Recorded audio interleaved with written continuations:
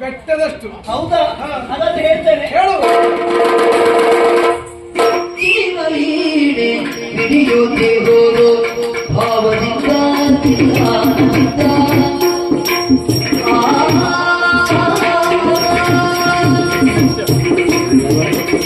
ಜೀವವೀಣೆ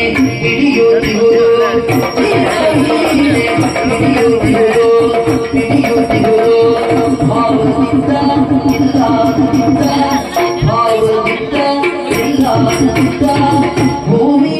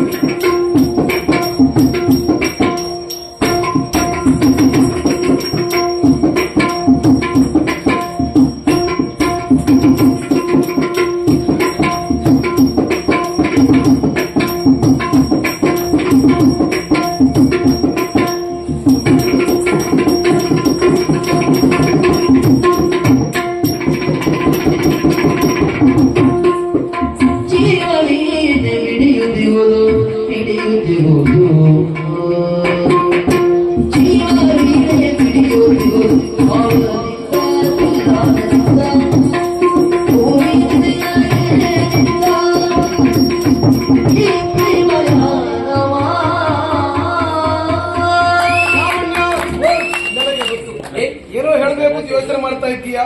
ಹೇಳಿಕೊಳ್ಳಲು ಭಯ ಪಡ್ತಾ ಇದ್ದೀಯ. ಭಯ ಬೇಡ, ನೇರವಾಗಿ ವಿಷಯವನ್ನು ಹೇಳಿ.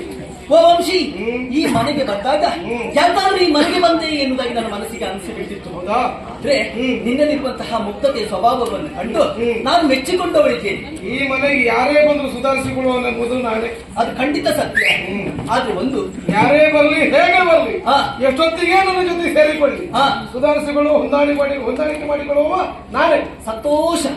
ಗುಣಗಂಜಿಯಷ್ಟು ನಿನ್ನಲ್ಲಿ ಆ ರೀತಿಯಾದಂತಹ ಮನಸ್ಥಿತಿಯನ್ನು ನಾನು ಕಾಣಲಿಲ್ಲ. ಸಂತೋಷ ನಾನು ಕೊಂಡಿದ್ದೇನೆ. ಆದ್ರೆ ಈಗ ಸದಾಕಾಲ ನಿನಗೆ ನಿದ್ರೆ ಬರಬೇಕು ಅಂತಾದ್ರೆ ನಾನೇ ನಿನಗೆ ಗಾಳಿ ಹಾಕಬೇಕು ಅಂತ. ನೀನು ಗಾಳಿ ಹಾಕಿದ್ರೆ ಮಾತ್ರ ನನಗೆ ನಿದ್ದೆ ಬರುವುದು ಅಂತ. ಹಾಗಂತ ನಿನಗೆ ಎಚ್ಚರವಾದಾಗ ನಿನಗೆ ಎದುರಿನಲ್ಲಿ ನಾನೇ ಇರ್ಬೇಕಂತ. ನೀನಿದ್ದಾಗ ನನಗೆ ಯಾವುದೋ ಒಂದು ಸ್ಫೂರ್ತಿ ತುಂಬುವುದು ಅಂತ. ನೀನು ಮಾತನಾಡುವಾಗ ಪ್ರತಿ ಮಾತು ನನ್ನದೇ ಆಗ್ಬೇಕಂತ. ನನ್ನ ಮಾತಿಗೆ ಪ್ರತಿ ಮಾತು ನೀನಾಡಿದ ಕಾಲಕ್ಕೆ ಯಾವುದೋ ಒಂದು ಸಂತೋಷ ಕೊಡುವುದು ಅಂತ. ನೀನು ನಾನಾದ್ರೆ, ನಾನು ನೀನಾದ್ರೆ, ನಾವಿಬ್ರು ಒಂದಾದ್ರೆ. ನನಗೆ ಅರ್ಥ ಆಗಲಿಲ್ಲ ಇದು ವಂಶಿ. ಈಗಾಗಲೇ ನನ್ನ ಜೀವ ವೀಣೆಯನ್ನು ಮೀಟಿದಂತಹ ವೈಣಿಕ ನೀನಿದ್ದೀಯ. ಹಾಗಂತ ಈಗಾಗಲೇ ನಾನು ಮನಸ್ಪೂರ್ವಕವಾಗಿ ನಿನ್ನನ್ನು ನಾನು ಪ್ರೀತಿ ಮಾಡ್ತಾ ಇದ್ದೇನೆ. ಪ್ರೀತಿ, ಪ್ರೀತಿ, ಪ್ರೇಮ, ಪ್ರಣಯ,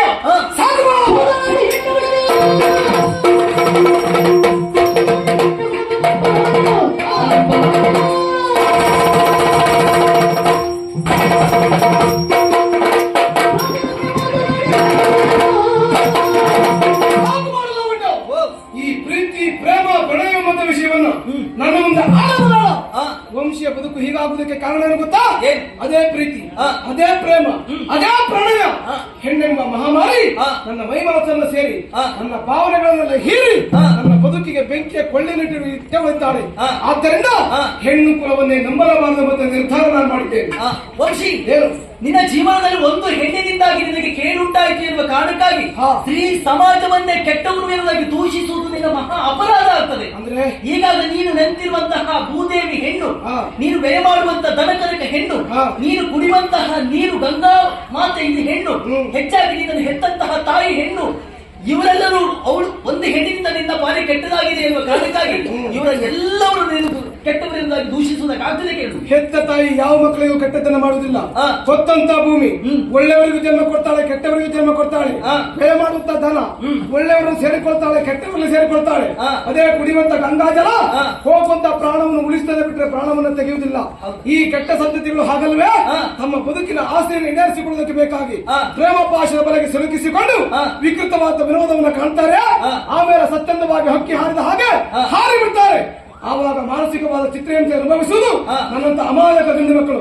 ಅದಕ್ಕೆ ಬೇಕಾಗಿ ನನ್ನ ಹೃದಯದಲ್ಲಿ ಪ್ರೀತಿ ಪ್ರೇಮಕ್ಕೆ ಅವಕಾಶವನ್ನು ಕೊಡಲಾರದಂತ ನಿರ್ಧಾರಕ್ಕೆ ನಾನು ಬಂದಿದ್ದೇನೆ. ವಂಶಿ, ಮನಸ್ಥಿತಿ ಏನೇನದಾಗಿ ನಾನು ತಿಳಿದುಕೊಂಡಿದ್ದೇನೆ. ನೀನೇ ಆಲೋಚನೆ ಮಾಡು. ಈ ಕನ್ನಡಿಯಲ್ಲಿ ಕಲೆ ಇದ್ದಾಗ ನಾವು ಕನ್ನಡಿಯಲ್ಲಿ ಮುಖ ಕಾಣುವಾಗ ನಮ್ಮ ಮುಖದಲ್ಲೇ ಕಲೆ ಇದ್ದ ಹಾಗೆ ಕಾಣ್ತದೆ. ಅಯ್ಯೋ, ನಮ್ಮ ಮುಖದಲ್ಲಿ ಕಲೆ ಉಂಟು ಎನ್ನುವ ಕಾರಣಕ್ಕಾಗಿ ನಮ್ಮ ಮುಖವನ್ನು ತೊಳೆಯುವುದಲ್ಲ, ಆ ಕನ್ನಡಿಯನ್ನು ಶುಚಿ ಮಾಡಬೇಕು. ಈಗಾಗಲೇ ನಿನ್ನ ಮನಸ್ಸೆಂಬ ಕನ್ನಡಿಯಲ್ಲಿ ಈಗಾಗಲೇ ಅದು ಶುದ್ಧವಾಗಿಲ್ಲ. ಹಾಗಾಗಿ ಹೆಣ್ಣು ಮಕ್ಕಳು ಕೆಟ್ಟವರು ಎನ್ನುವುದಾಗಿ ನೀನು ಬಿಂಬಿಸ್ತಾ ಇದ್ದೇನೆ. ನನ್ನ ಹೃದಯದಲ್ಲಿ ಮತ್ತೆ ಪ್ರೀತಿ ಪ್ರೇಮವನ್ನು ಹುಟ್ಟು ಹಾಕುವುದಕ್ಕೆ ನಿನ್ನ ಸಾಧ್ಯ ಇಲ್ಲ. ಅದಕ್ಕೆ ಅವಕಾಶ ನಾನು ಕೊಡುವುದಿಲ್ಲ. ವಂಶಿ ಏನು? ಈಗಾಗಲೇ ನಾನು ಆಡಿಕೊಳ್ತಾ ಇದ್ದೇನೆ. ನಾನು ಪ್ರಾಮಾಣಿಕವಾಗಿ ನಿನ್ನನ್ನು ನಾನು ಪ್ರೀತಿಸ್ತಾ ಇದ್ದೇನೆ, ಅರ್ಥ ಮಾಡಿಕೋ. ನೀನು ಪ್ರಾಮಾಣಿಕವಾಗಿ ನನ್ನನ್ನು ಪ್ರೀತಿಸುವುದೇ ಸತ್ಯವಾದರೆ ಆ. ಆ ನಿನ್ನ ಪ್ರೀತಿಯನ್ನು ಒಮ್ಮೆ ನಾನು ಪರೀಕ್ಷೆ ಮಾಡಬೇಕು. ಆಲಿದಂತೆ